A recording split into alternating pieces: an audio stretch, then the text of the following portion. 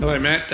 I'm Tim Moody, CEO and President, Pan Global Resources. We have an advanced copper discovery in southern Spain, in the Iberian Pirate Belt, and about a dozen other targets that look just like it, with a very busy 20,000 metre program ahead of us this year. We have that. Well, that's why I'm calling. I saw that. We didn't manage to speak, so I managed to break both my fingers, which is nice. So slightly delayed New Year call from you. Okay, a 20,000 metre drill program, fully funded.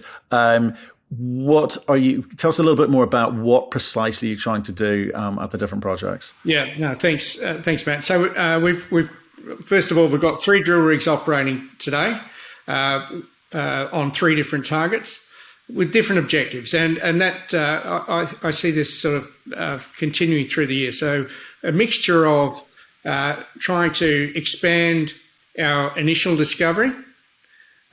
And I'll tell you a bit more about that later, but whilst also testing new targets. So, we'll sort of adjust the program according to logistics and access and those sorts of things. But really, we could make a new discovery on any of the new targets, but I'm really hoping that we get the access east and west of our La Romana discovery, and we can get stuck into that this year as well. Well, let's talk about that, because 2022 was a kind of really tricky year for most companies, in the sense that there's a kind of disconnect between commodity prices and equities, right? So good news was met with the same fate as bad news. It was all just downhill. And it must be kind of slightly discouraging if you're a sort of CEO or a board of a public company where normal behaviors had different outcomes. So given that, did you change tack at all? Did you feel the need to adjust, or because you kind of got the cash available to you, you felt like you better kind of, stick to your knitting, as it were, and get on with the drilling? Yeah. Well, we've always been very conscious of costs. So, a high proportion of all of our expenditure is in the ground anyway, but we're always been very prudent with our allocation of funds. But we were in that fortunate situation that we had cash in the bank. We had quite a good financing the year before last, and we had some warrants, the final warrants come in last year as well.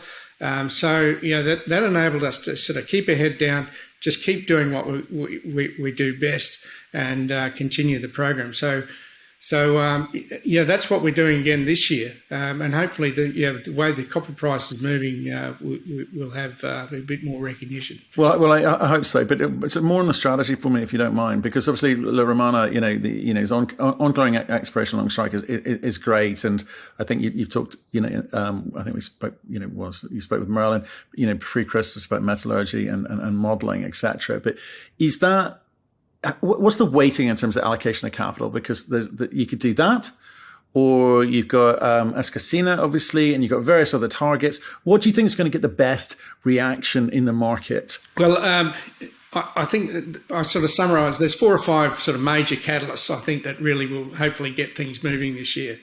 A really important one is the access to the extensions to the west, more importantly, and also to the east to a lesser extent from La Romana.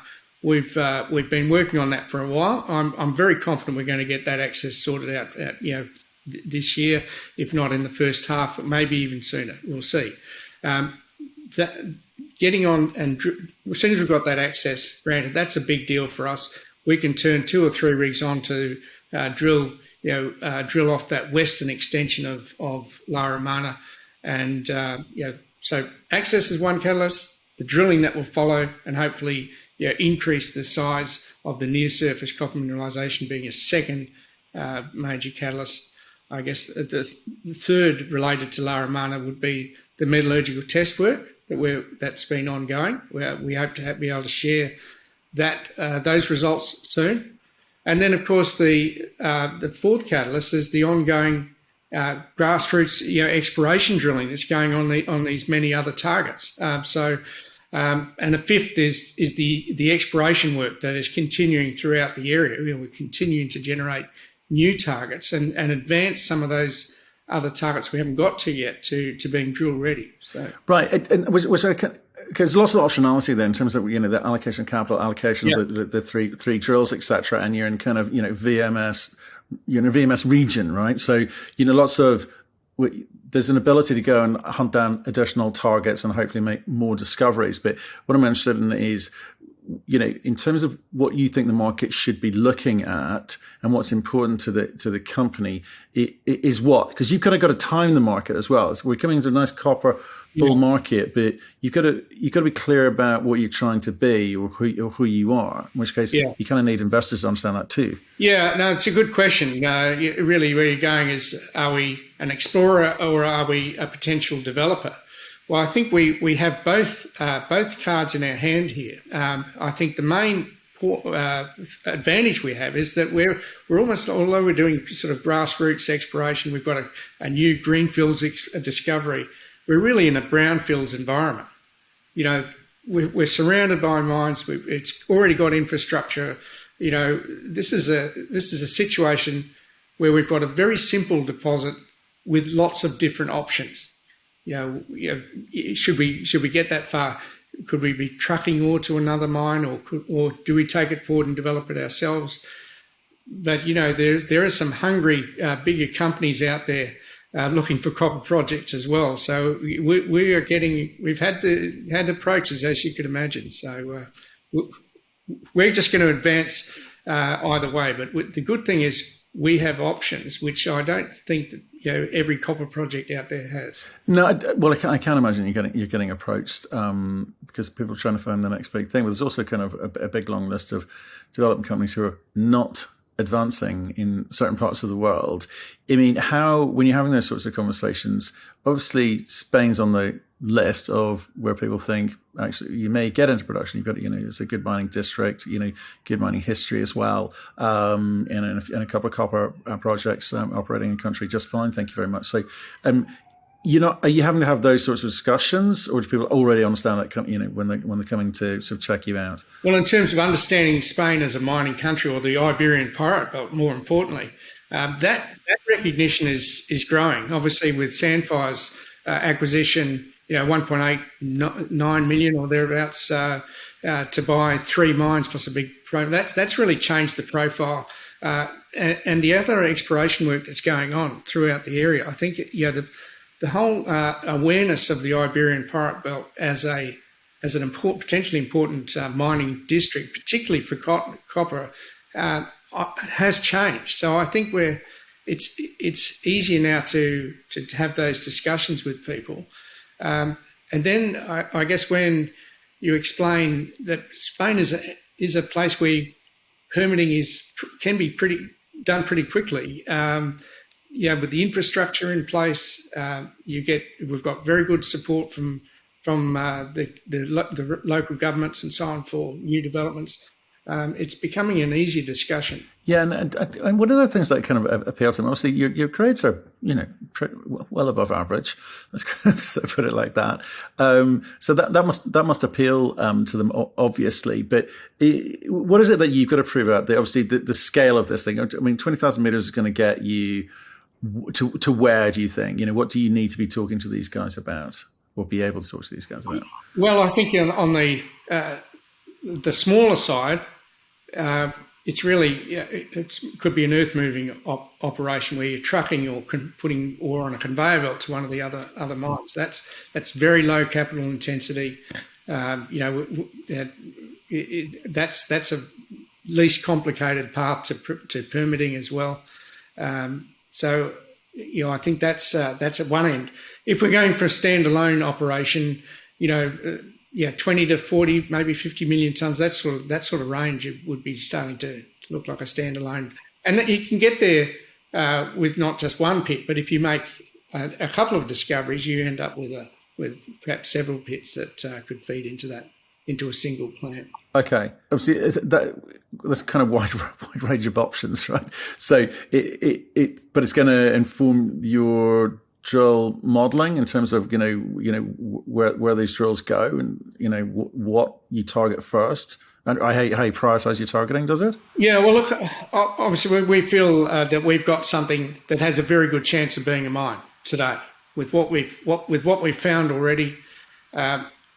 I mean, you would have seen a lot of copper projects around the world. There are very few that I think would match the simplicity of what we've found. Near surface copper mineralisation.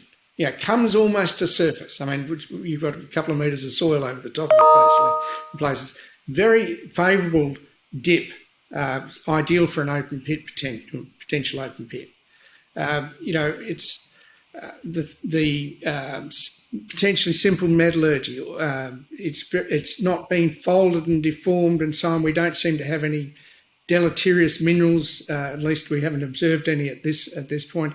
These are all things which are going to make this, more attractive, I think, than many other early stage or potential development projects that could be brought into production, perhaps in the next decade, which is obviously an important time. Really important time. It's important to see how other companies, copper companies, play the market this year for sure, given the demand. Just give me a sense of, so just finish off, because it was just really kind of quickie to say, right, okay, what's this year to look out for? And I guess what we're looking out for is a ton of drill results, but sense of timing on that and how quickly that information kind of comes through, and then I guess the big so what at the end of it. What are the decisions that you need to make, given that you've got the capital available? Look, if we get access to that western extension of La Romana, we can see it. We've got a target out there, which is a big geophysics target, which suggests it could grow another 800 metres or so. That would give us over 2 kilometres of strike length. So, as soon as we get that access, I can see a 30, 40, 50 drill hole program, heading off out there. And we'd turn 2 or 3 rigs onto that straight away pretty much, or very quickly, and try and get that done this year. I think once we've done that, then we're in probably a pretty good position to start thinking about putting out a resource. So I think that's really the target, and it's more a question of when that access comes, how soon it is, rather than if we get access. The timing of that will affect whether or not we could perhaps start thinking about a resource this year or next year, something like that.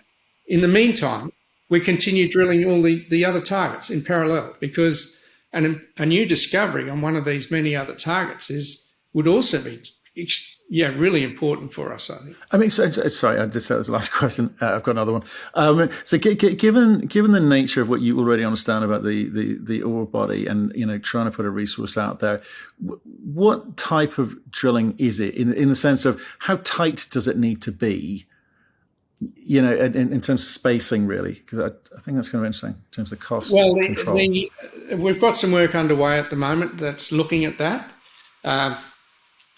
We feel at this stage the 50 by 50 metre pattern that we've been drilling on, and 50 by 25 for some of the shallow is going to be adequate for inferred, indicated, maybe even something better than that in some places, because this thing is so simple.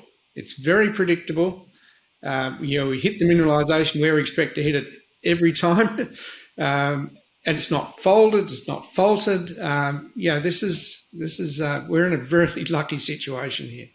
You seem so, but there in terms of that predictability, I guess is where I'm getting at. Whether it's through modelling right now, or the fact that the data to date shows that it's I say predictable, not necessarily homogeneous, but you're hitting mineralisation every time. It's kind of good news. It's unusual, but it's good news. Have you thought about, in terms of just changing that kind of that 50-50 by 50-50 spacing? Are you able to step out and get a little bit bolder with long strike? Yeah, well, this style of mineralisation, it's not like a porphyry. These are higher dense. It's more compact mineralisation. Right. It's interesting. We did some work looking at what would a 200 by 200 metre drill pattern do for us. Well, you might hit something, but you could also very easily miss some of those really important high grade sweet spots. And I think that's really the key to it. So, what we found is you get to about 50 by 50 metres, and you're going to hit the sweet spot most of the time. We're doing a little bit of infill drilling at the moment. It's the first time we've really done sort of infill close on a couple of sections with the program drilling that's underway at the moment. It's actually doing two things. One, it's going to sort of, again, be a further test of the continuity. What does a closer space pattern do to us? Does it uncover additional high grade? But the other purpose of that drilling is that we've actually identified some areas where there was perhaps some gaps in the drilling, or areas where there was geophysics peaks where we might actually get some higher grade, or we may have missed some additional sweet spots. So yeah, look, I think at the moment 50 by 50 looks like a very good pattern. 50 by 25 in the upper levels, it may get us a much higher level of classification in terms of resource. We've got work underway at the moment just to look at what might be. So how quickly will all this come through, do you think, Tim? In terms of how many metres a month? Perhaps in the next, certainly this semester. So I don't want to say by the end of this quarter, but certainly by the end of next quarter, we should have the statistical side of things, I think, much better understood. Brilliant. Okay, well, we will step back and follow you in earnest, see what you do with that drilling. Stay in touch, okay? Yeah, thanks very much, Matt.